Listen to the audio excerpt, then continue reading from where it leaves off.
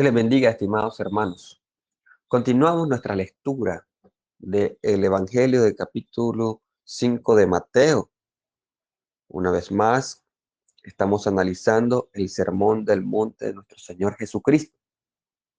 En este sermón ya habíamos visto un proceso de este sermón, cómo el Señor Jesús, al ver a las multitudes, comenzó a decir este gran mensaje. Para muchos, el Sermón del Monte es como la exposición de la ley, la introducción de la ley de Cristo.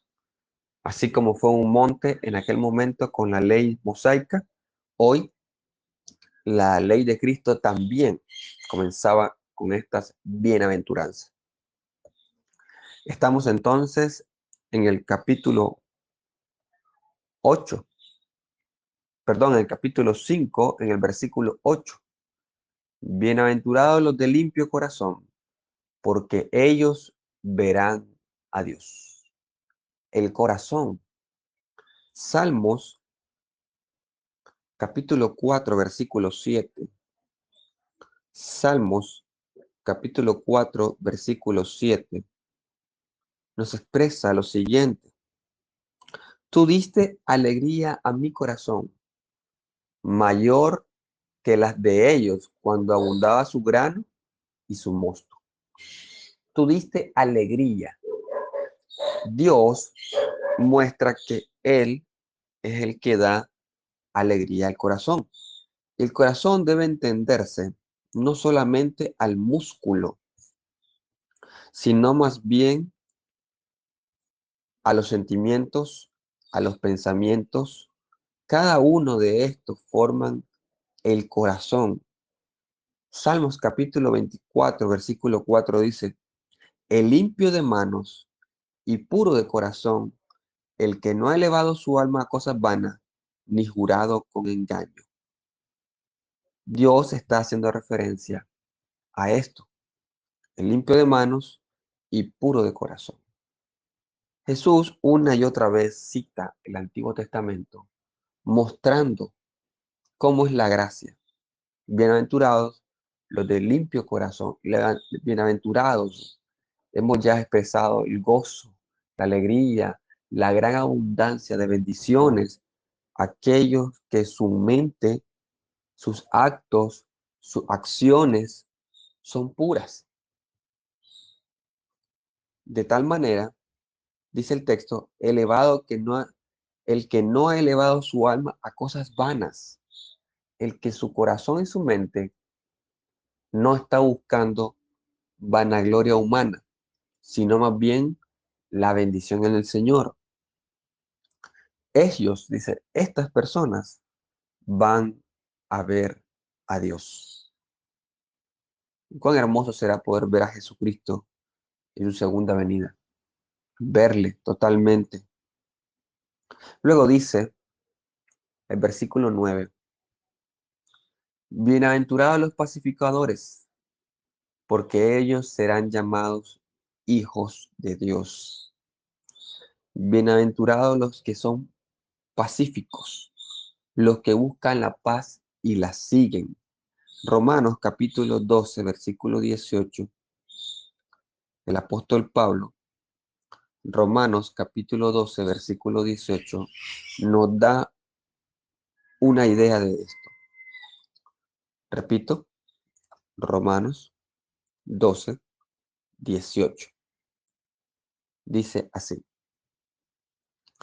Si es posible, en cuanto dependa de vosotros o de ustedes, estad en paz con todos los hombres.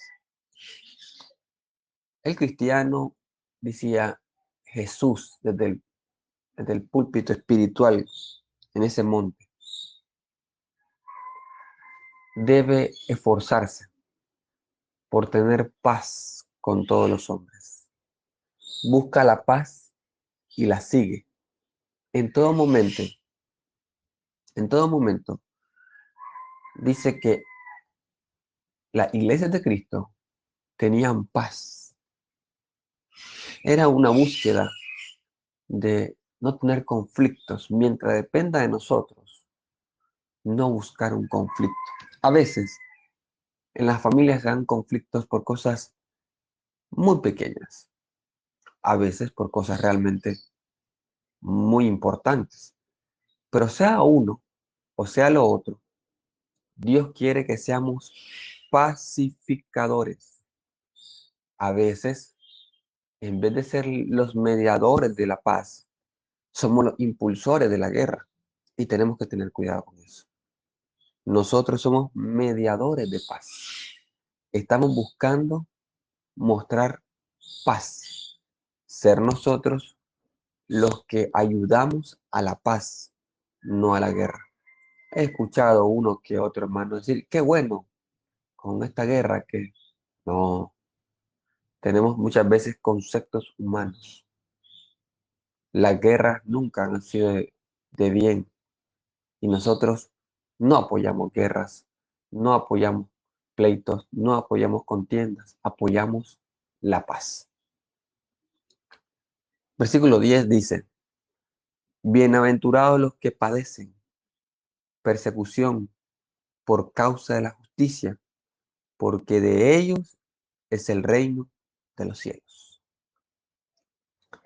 Cuando dice justicia, ya hemos entendido que el término justicia hace referencia a la escritura, a la enseñanza de Jesús, a la enseñanza que implica la justificación. Bienaventurados los que padecen persecución por causa de la justicia. Un excelente ejemplo fue el apóstol Pablo. Dice que él recibió persecución de los de su nación, de los gentiles, de los que querían apedrearlo y lo apedreaban. Pablo es una muy buena muestra de esto, pero dice Dios que son bienaventurados los que buscando justicia, ellos entrarán en el reino de los cielos. La justicia o enseñar la palabra del Señor muchas veces nos trae conflictos en nuestras familias nuevamente. Tal vez ellos son de una religión y nosotros al enseñarle lo que dice la Escritura en contra de lo que su religión enseña, entonces ya hay una persecución, ya nos tratan mal, ya no somos los hijos o los nietos favoritos, ya hay una dificultad. Dios dice que inclusive hablan de mal de ti a tu espalda, tu propia familia. ¿Por qué? Porque dedicas tu tiempo a enseñar sobre la justicia, sobre lo recto, sobre lo bueno, y a ellos les molesta que les corrijas de esta manera. Y entonces te están buscando cualquier defecto para poder eh, criticarte. Normalmente, esto sucede en la mayoría de los cristianos. Somos perseguidos, pero en el tiempo de Jesús y en el tiempo de los apóstoles, no fueron perseguidos únicamente por palabra, sino que fueron perseguidos a muerte. Por muchos años, muchos eh, romanos, emperadores romanos, llevaron inclusive a sus estadios y pusieron a los cristianos con leones, con guerreros, para ser muertos. Por muchos años sucedió esto. La historia nos muestra esto claramente. Luego dice, déjenme revisar un texto. Primera carta de Pedro, capítulo 3, versículo 4, versículo 14, perdón. Dice el texto, más también, si alguna cosa padecéis por causa de la justicia, bienaventurados sois. Por tanto, no os amedrentéis por temor de ellos, ni os conturbéis. El apóstol Pedro, escuchando de su maestro, sabía que iba a servir de persecución, iba a ser perseguido, dice el texto, Mas también si alguna cosa padecéis por causa de la justicia, si padecemos por la justicia, padecemos bien. Y es bueno padecer por la justicia.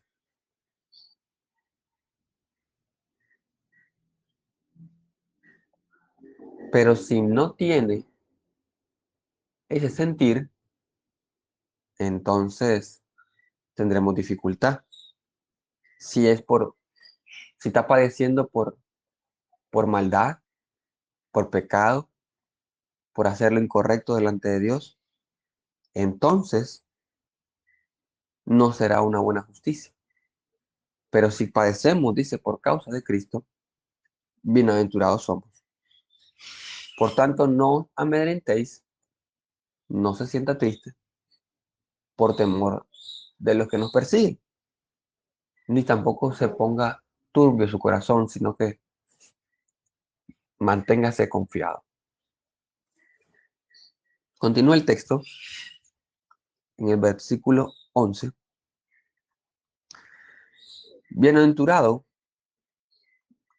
cuando por mi causa os vituperen, os ofendan y os persigan y digan toda clase de mal contra vosotros, mintiendo.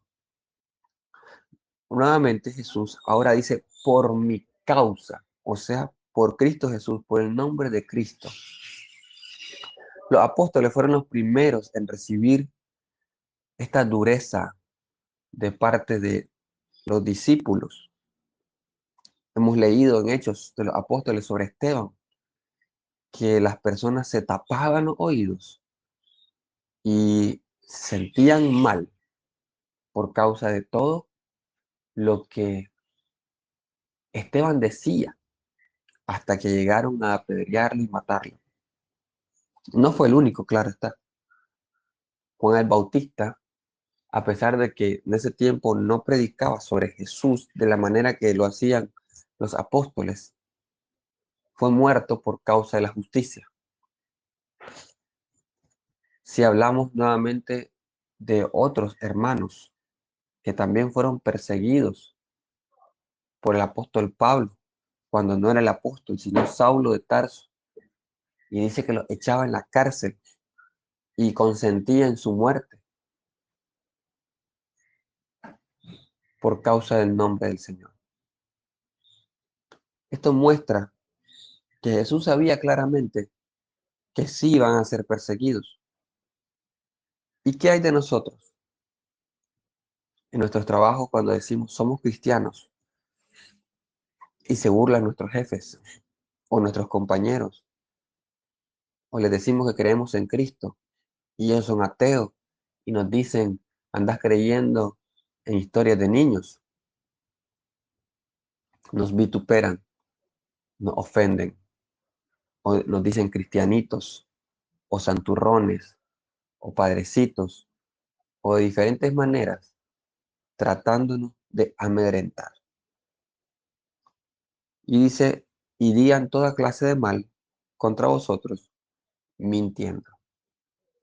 Jesús está hablando aquí de las situaciones que iban a pasar. Estaban mintiendo, dice. Claro está que al mentir, al expresar esto, habría muchas ofensas,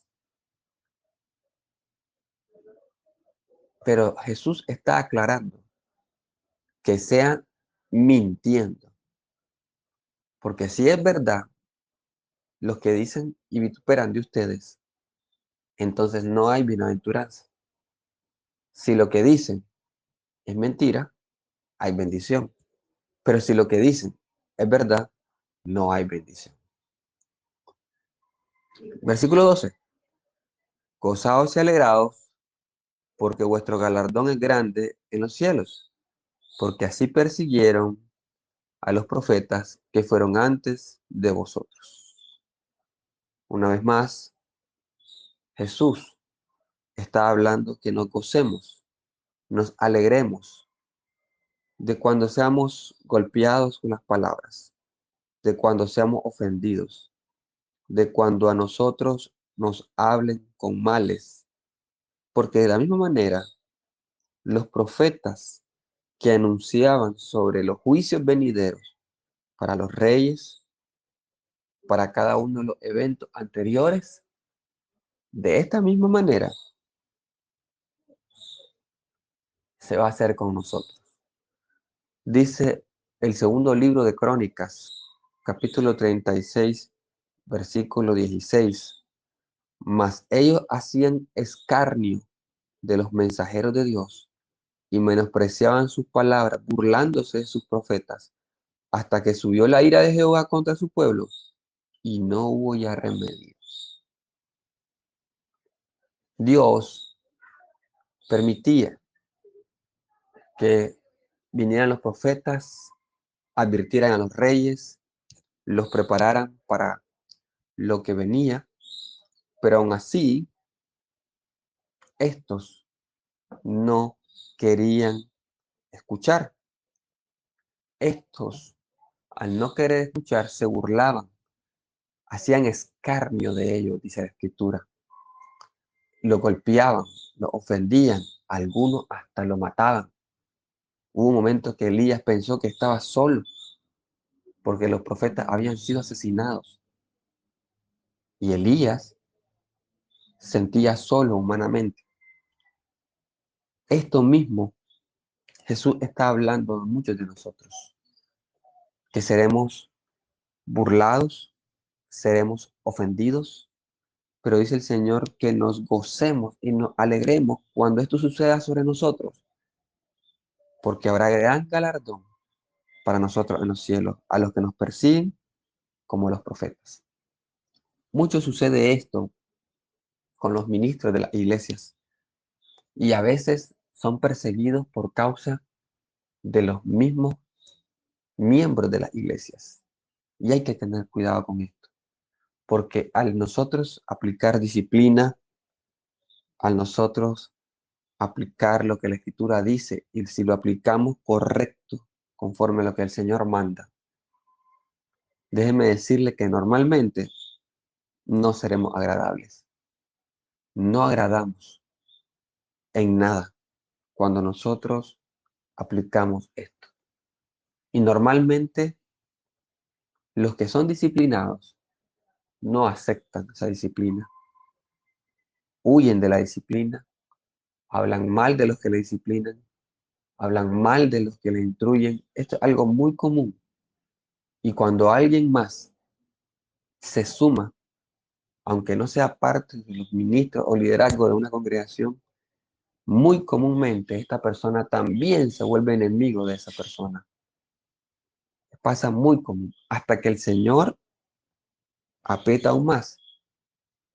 Y sucede como los padres con los hijos, que los hijos son instruidos por los padres, son advertidos por los padres, hasta que ellos dicen, tenías razón, hasta ese momento. Pero por eso los padres, los ministros, deben ser firmes en mantener la justicia y la palabra de Dios. Cuando el Señor dice todo esto, luego dice, vosotros sois la sal de la tierra. Todo esto que va a hacer, todo este trabajo, todas estas bienaventuranzas, por todo esto, ustedes son la sal de la tierra. La sal se tomaba en el tiempo de Israel del Mar Muerto. Ellos tienen un gran lago, realmente es un lago, y este gran lago tiene el nivel más bajo del mar, y por lo tanto no hay vida en él. No hay peces, no hay algas, no hay nada. Por eso se le dice el mar muerto, a causa de los grandes niveles de sal que tiene y otros elementos químicos que no permiten que haya vida en ese lugar. Inclusive las personas no pueden sumergirse por lo espeso que es, sino que quedan flotando y no pueden estar mucho tiempo allí. De este mar es que Israel tomaba la sal para cuidar su comida y para otras funciones, para dar sabor y para proteger los alimentos. Pero cuando la sal ya terminaba su uso, la echaban a la calle y era pues tirada allí y podían pasar por ahí y pisar a las personas. Dios dice, vosotros sois la sal de la tierra, pero si la sal se desvaneciere, ¿con qué será salada? No sirve más para nada, sino ser para echada fuera y hollada por los hombres. Hollada, pisada por los hombres. Dios dice que nosotros somos la sal de la tierra si hacemos todas estas bienaventuranzas que están antes. Si hacemos lo que está aquí, seremos sal de la tierra. Y después dirá lo mismo lo que hay después.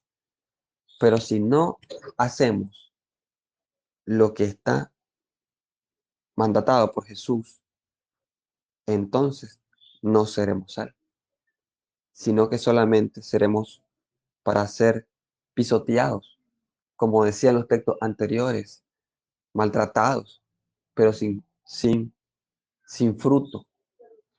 ¿Qué es lo que quiere Jesús con estas bienaventuranzas? Que nosotros seamos sal de la tierra, que nosotros seamos bienaventurados, que nosotros seamos bendecidos, que nosotros seamos esa sal bendita del Señor. Son, según este texto, si usted cuenta conmigo, hay 1, 2, 3, 4, 5, 6, 7, 8, 9. 9 bienaventuranzas. El edificio que les mostré de, de un edificio eclesiástico que hay en el monte, la bienaventuranza, tiene 9 lados, recordando así las bienaventuranzas. La mayoría dicen que son 9. Otros expresan que son 8 y otros expresan que son 10. Pero si usted los cuenta, son 9, contando el versículo 12, claro está.